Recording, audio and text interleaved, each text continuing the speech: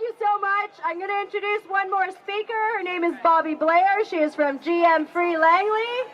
Our next guest is one of the founders of GMO-Free Langley. For a year, she has been active with our GMO and food awareness campaign, hosting documentaries, screenings, and free brochures. So please welcome Bobbie Blair.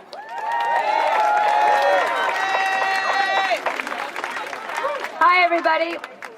I'm so glad to be here, and I'm honored to be allowed to speak for a few minutes. I live in Langley, and I am not a scientist. I am not a biology professor. I am a mom. Like many of you out here, I'm a concerned parent. And I've only known about GMOs actually for maybe 4 years, and I remember it was a YouTube video I was watching, and there was a frame on there, and I said it was so provocative with a child with hollowed out eyes, and I said, what the heck is a Monsanto? And then I started to do some research, and my heart started growing really heavy. And I doubted if this was exaggerated at first, because it seemed to be insane what I was seeing online. So as a former grad, I went to SFU Library to do some research, and sure enough, I did find some books there on genetically modified food, and found out that unfortunately it was all true. I watched a documentary called The Future of Food at one point, and that is a 2005 film, and I can't speak enough. It's timeless. It tells the story of Monsanto, the history, why seed saving, about all the seed bank in the United States, why the patenting of life was at one time deliberately excluded on moral grounds in the United States. And we never voted on this. None of us have consented to the patenting of life, which is a point to consider. But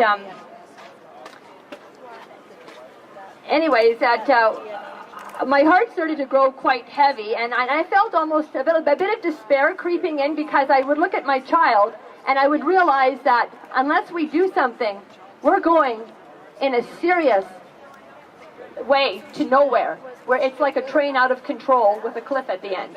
And that started to hit me, and I thought, why isn't anybody doing anything? And then I saw this article. This is a Common Ground paper, and it's May of 2012.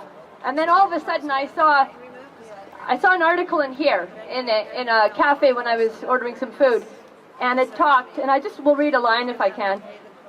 It says, "The food fight of our lives. Finally, public opinion around the biotech industry's contamination of our food supply and destruction of our environment has reached the tipping point. We're fighting back." And I read this article. Yeah. The heaviness started to lift, and hope started to come in to my heart. And I read on, and it's about Proposition 37 in California. For anybody that doesn't know, this was a well-organized labeling initiative, the first in North America, where the people were to vote on labeling. And as we know, it was defeated in November, but it was a 1% defeat. And it took $46 million of propaganda headed by Monsanto to get that 1%. But after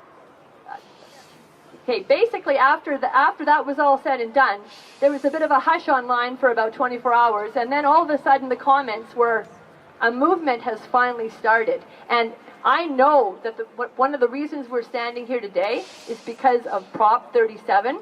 It inspired the world. The world was watching California, not just North America, and people were rooting for California, and the movement has begun. That Prop 37 inspired me to just get a table at Canada Day and order some brochures, and no matter what I looked like, I thought I'm going to start handing this stuff out and asking people for their names so that I can show a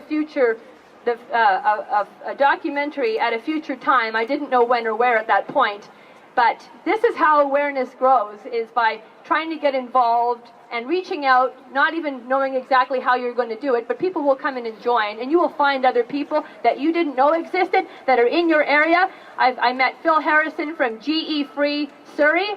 I met another Langley mom just like me who didn't know what to do, and other people. Farmers started coming to our screenings, and now the flip side of the GMO issue is what do we do to support our farmers? Because we need to make organic food more cost effective. The organic label should not be expensive. They should be subsidized by our government, not punished.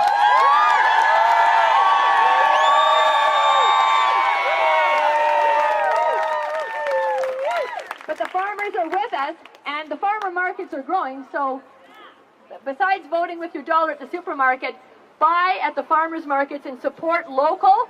And we need to encourage these guys that it will be lucrative. They won't lose their shirt. They are going to be able to make a living because we want their product. Thank you.